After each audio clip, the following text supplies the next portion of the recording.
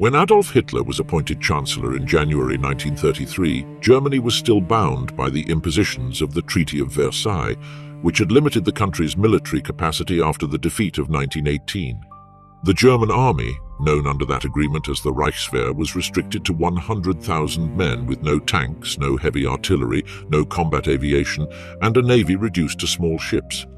The prohibition of a formal general staff forced military planning structures to be camouflaged under organizations with other names, and arms production was subject to strict international surveillance.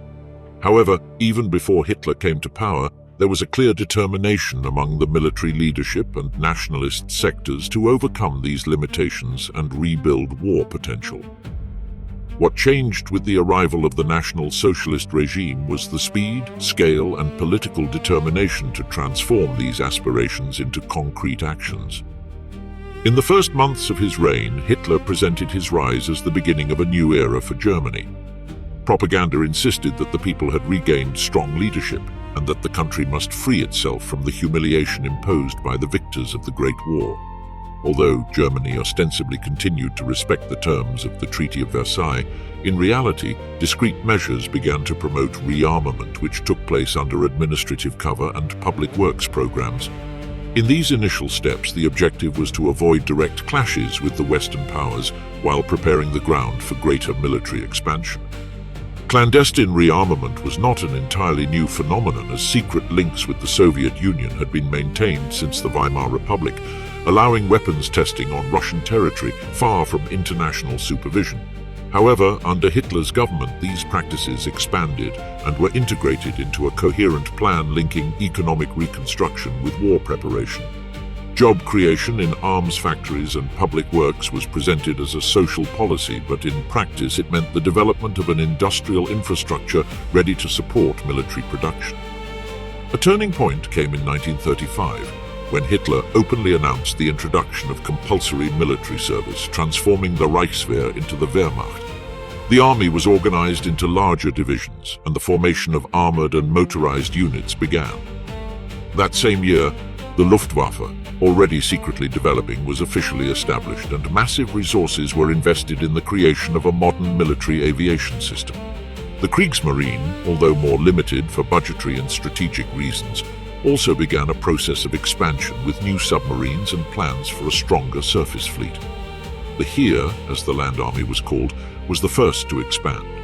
From the 100,000 men permitted by Versailles, the force grew to several million in just a few years. Infantry, panzer, and motorized divisions were organized, giving the army greater flexibility and mobility than in the previous war. Officer schools were reactivated, and doctrines were developed that sought to avoid the positional warfare that had characterized the conflict from 1914 to 1918. Instead, the idea of a quick war was promoted, in which armored vehicles and aircraft would play a central role.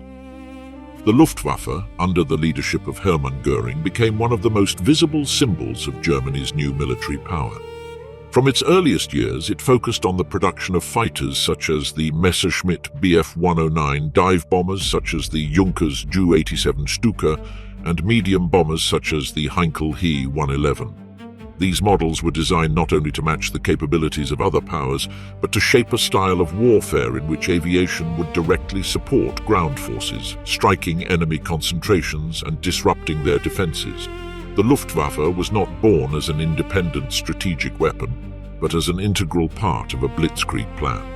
The Kriegsmarine, for its part, faced greater limitations. Germany could not compete in terms of ship numbers with the British Royal Navy, so it opted for a development centered on U-boats. In 1935, a naval agreement was signed with Great Britain that, in theory, set limits on the German fleet, but in practice was used as a justification for expanding naval construction. The most ambitious plan, known as Plan Z, called for the construction of large battleships and aircraft carriers, although by the outbreak of war only a portion of that program had been completed. Meanwhile, U-boats offered a tool of asymmetric warfare capable of threatening enemy supply routes in the event of a conflict. The development of this military machine was accompanied by a doctrinal framework that sought to avoid the mistakes of the previous war. The experience of the trenches and stalemate had left German officers with the conviction that the next conflict must be resolved quickly and with the coordinated use of all available means. Thus was born the idea of blitzkrieg, or lightning war, which was not a single plan codified in a manual, but a set of principles that prioritized surprise, speed, and coordination between forces.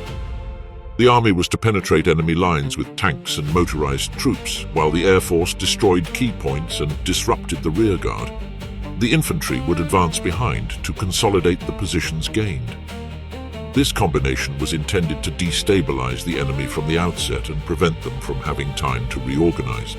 Blitzkrieg represented a break with the classic view of attrition warfare. Instead of relying on the accumulation of forces to slowly wear down the enemy, it aimed to achieve a rapid collapse of its capacity to resist. This required meticulous planning, efficient logistics, and coordination between branches that had previously been unseen on such a scale. Although the Wehrmacht was still in the process of formation in the second half of the 1930s and lacked many of the necessary resources, the doctrine was consolidated as the basis upon which officers and troops were trained. Politically, Hitler combined these measures with a public discourse that continued to speak of peace and a just revision of the international order, while in practice directing all of the state's resources toward rearmament. Financial mechanisms such as the so-called Mefo-Wechsel were used, bills of exchange issued by a fictitious company that allowed arms production to be financed without appearing in official budgets. This financial engineering concealed the real pace of rearmament, avoiding an immediate economic collapse while allowing a massive military expansion. The organization of the economy was adjusted to the needs of the military. Heavy industry, steel production, and research into new fuels and synthetic materials were placed under state control. Agriculture was also adapted to the expectations of self-sufficiency, seeking to ensure food supplies in the event of war. The four-year plan, launched in 1936, was the clearest expression of this policy. Its objective was to prepare Germany for war in the short term, reducing dependence on imports and ensuring the capacity to sustain a prolonged conflict.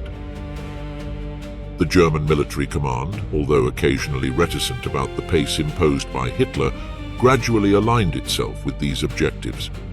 Generals who had experienced the First World War understood the risks of a premature conflict, but the regime's authority and initial foreign policy successes reinforced confidence that Germany could once again confront Europe.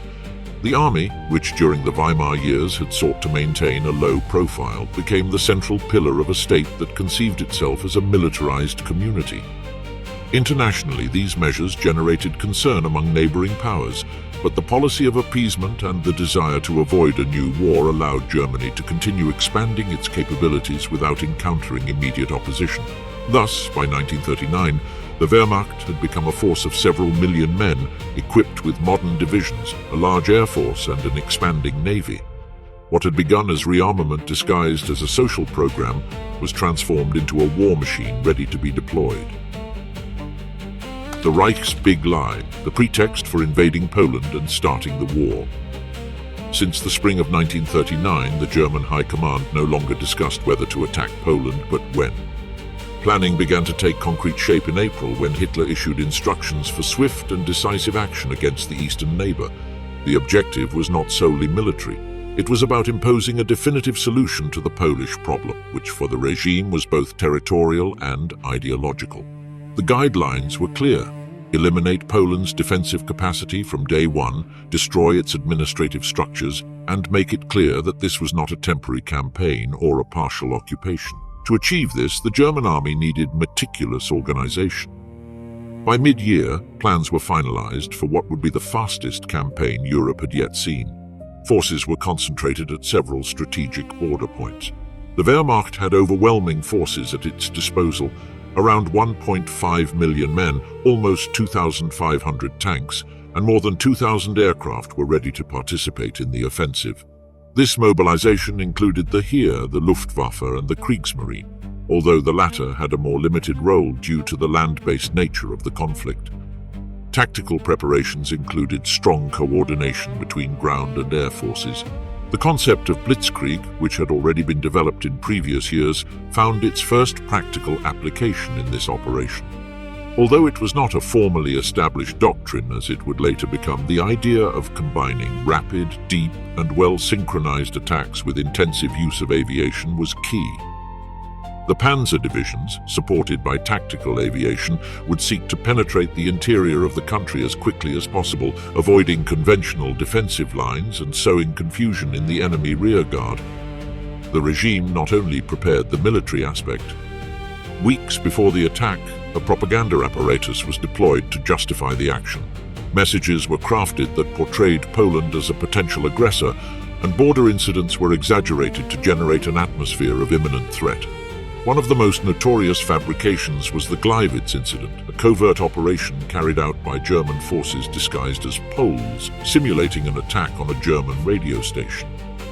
This event was presented to the world as a Polish provocation and served as an immediate pretext for launching the offensive.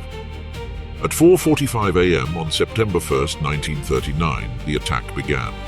The Luftwaffe bombed strategic positions in the Polish interior, including airfields, communication centers, and military warehouses. Almost simultaneously, ground units crossed the border on multiple fronts, with encircling movements that sought to disorganize the enemy from the first minutes. The panzer divisions advanced at high speed, flanked by motorized infantry that secured the conquered areas. The attack was devastating. Within days, the Polish defenses began to collapse. German forces did not pause at points of resistance, but instead surrounded them and continued inland, leaving the mopping up and consolidation tasks to the rearguard. This strategy allowed for a continuous advance without exhausting forces in protracted